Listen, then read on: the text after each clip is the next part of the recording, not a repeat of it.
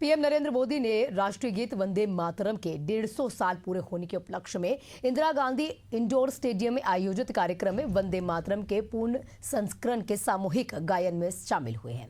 बता दें आपको कि प्रधानमंत्री ने इस अवसर पर एक स्मारक डाक टिकट सिक्का तक भी जारी किया है। वहीं पर इस कार्यक्रम में 7 नवंबर 2025 से 7 नवंबर 2026 यानी कि 1 साल तक चलने वाले राष्ट्रव्यापी स्मरण उत्सव का औपचारिक शुभारंभ भी कर दिया है।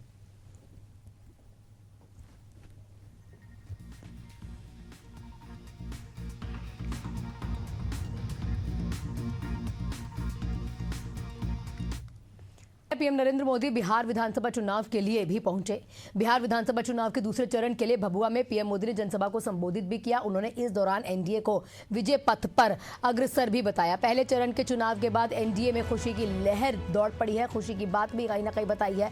उसके अलावा उन्होंने महागठबंधन पर प्रहार भी किया है। पीएम मोदी ने लोगों से अपील ये भी की है कि जंगल राज को आने मत देना दोबारा। आरजेडी के नेताओं के किस तरह से गाने वायरल हो रहे हैं। आरजेडी वालों का एक गाना है, मारब सिक्सर के 6 गोली छाती में। यही तो इनका तौर तरीका है।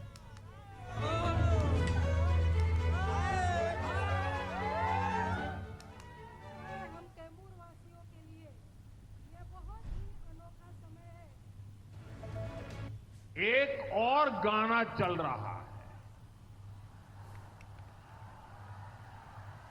बताऊं कैसा गाना चल रहा है। उनका एक और गाना चल रहा है, मारब सिक्सर के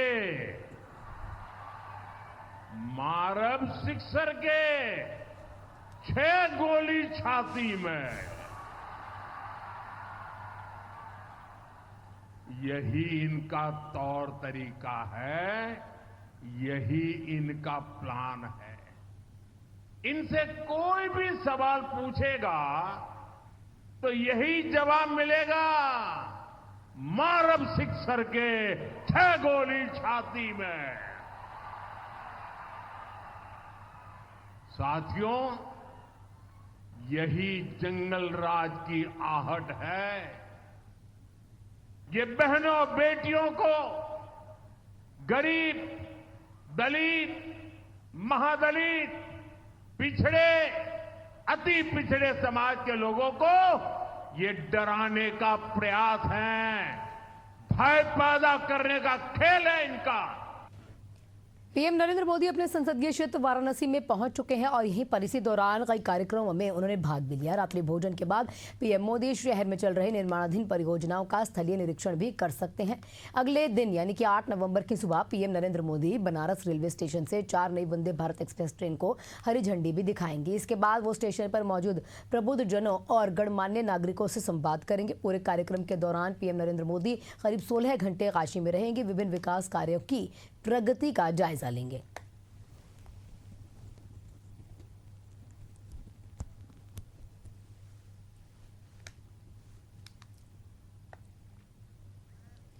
भारतीय महिला क्रिकेट टीम के विश्व कप जीतने के बाद खिलाड़ियों का सम्मान देश भर में लगातार जारी है। भोपाल में मुख्यमंत्री मोहन यादव की मौजूदगी में ही खेल मंत्री विश्वास सारंग ने टीम सदस्य क्रांति गौड़ को सम्मानित भी किया है। वहीं पर मुंबई में महाराष्ट्र के मुख्यमंत्री देवेंद्र फडणवीस ने स्मृति मंधाना, जेमिमा के साथ साथ राधा यादव से मुलाकात कर उन्हें बधाई दी है।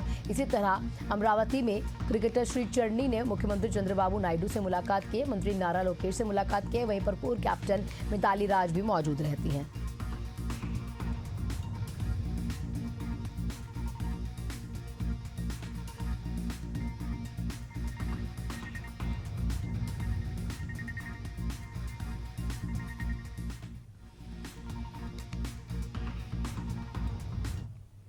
छत्तीसगढ़ की सियासत में बयानबाजी का दौर लगातार जारी है। बीजेपी विधायक पुरंदर मिश्रा ने कांग्रेस संगठन निर्माण में देरी को लेकर तंज कस दिया। उन्होंने कहा कि कांग्रेस में जिला और मंडल अध्यक्षों की नियुक्तियां खरीद फरोख्त के जरिए होती हैं। प्रदेश कांग्रेस अध्यक्ष दीपक बैज पर निशाना भी साधा गया।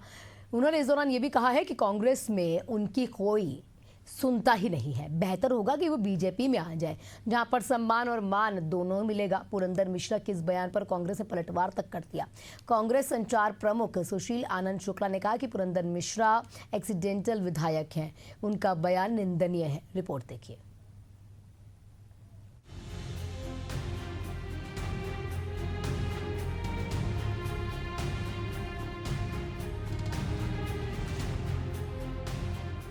बीजेपी विधायक पुरंदर मिश्रा ने कांग्रेस संगठन सृजन अब तक नहीं होने को लेकर तंज कसा है।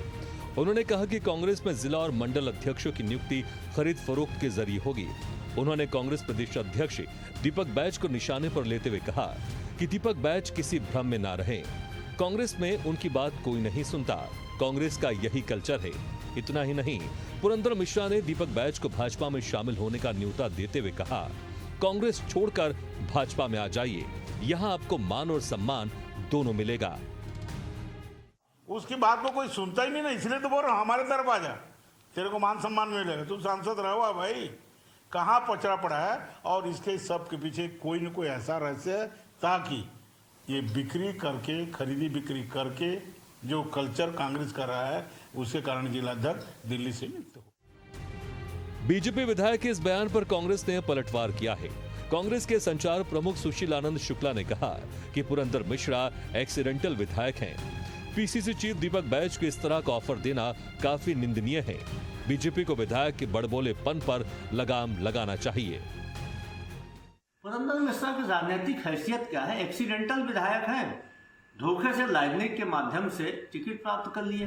अब प्रदेश कांग्रेस अध्यक्ष को भारतीय जनता पार्टी में शामिल होने की का ऑफर दे रहे हैं, तो कम से कम अपना राजनीतिक वजूद तो देख ले कि आप किस हैसियत के हैं, क्या आप में इतनी क्षमता है कि प्रदेश कांग्रेस अध्यक्ष को इस प्रकार का ऑफर दें। छत्तीसगढ़ में चुनाव होने में अभी काफी साल बचे हैं, लेकिन पुरंदर मिश्रा के इस बयान से सियासी घमासान मच गया है।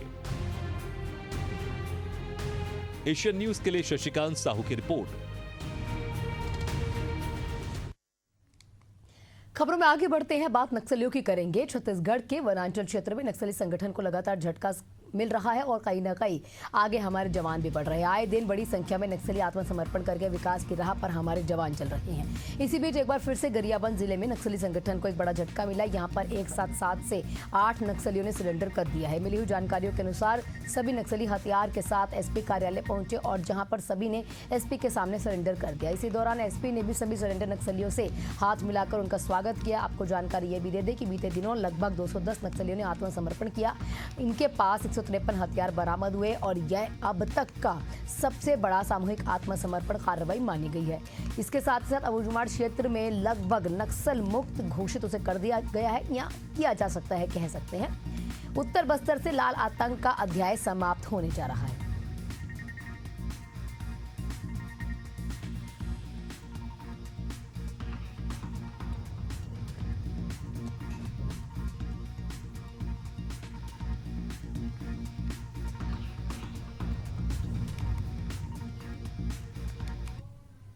कांग्रेस नेता राहुल गांधी 8 नवंबर को मध्य प्रदेश के दौरे पर रहेंगे। उनके आगमन को लेकर पार्टी संगठन ने तैयारियां तेज कर दी हैं। राहुल गांधी सुबह भोपाल पहुंचेंगे और दोपहर में हेलीकॉप्टर से पचमढ़ी भी रवाना हो जाएंगे। पचमढ़ी में उनके स्वागत की तैयारियां जोरों से चल रही हैं। राहुल गांधी सबसे पहले गांधी चौक पहुंचकर प्रदेश भर में आए जिलाध्यक्षों के साथ, कार्यकर्ताओं के साथ मुलाकात करेंगे। बैठक में वो संगठन को मजबूत करने और आने वाले राजनीतिक रणनीतिक जो कहीं ना कहीं पहलू रहेंगे उस पर चर्चा करेंगे।